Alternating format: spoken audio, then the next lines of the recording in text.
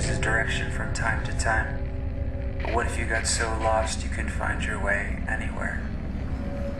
Black Box TV presents Where Are You?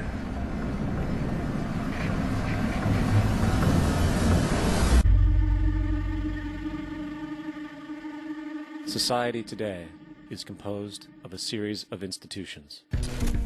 From political institutions, legal institutions, religious institutions, to institutions of social class, familial values, and occupational specialization. It is obvious the profound influence these traditionalized structures have in shaping our understandings and perspectives. Yet, of all the social institutions we are born into, directed by, and conditioned upon, there seems to be no system as taken for granted and misunderstood as the monetary system.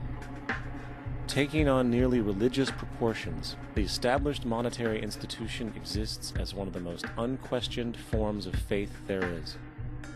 How money is created, the policies by which it is governed, and how it truly affects society are unregistered interests of the great majority of the population.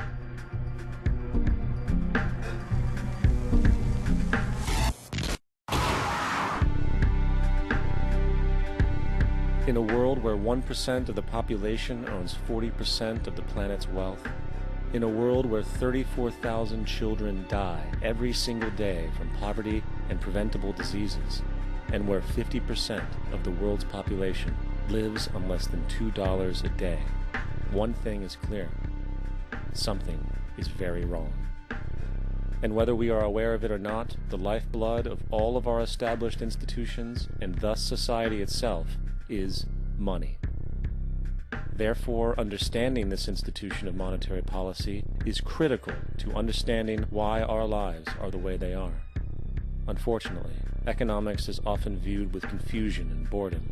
Endless streams of financial jargon coupled with intimidating mathematics quickly deters people from attempts at understanding it. However, the fact is, the complexity associated with the financial system is a mere mask, designed to conceal one of the most socially paralyzing structures humanity has ever endured.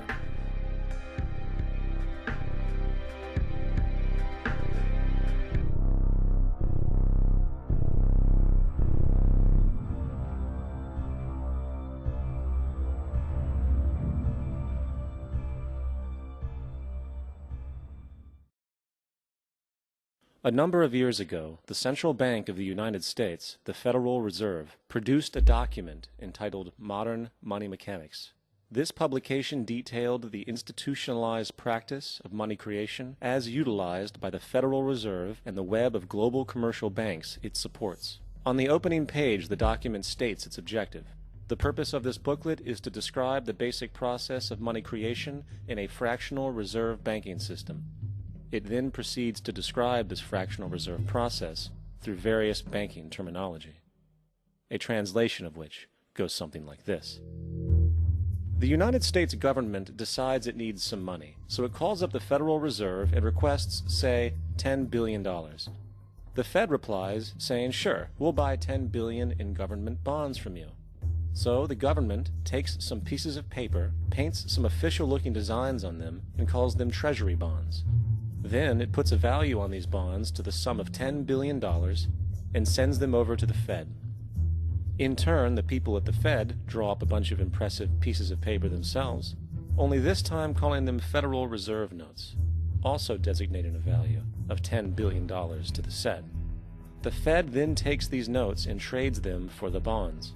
Once this exchange is complete, the government then takes the $10 billion in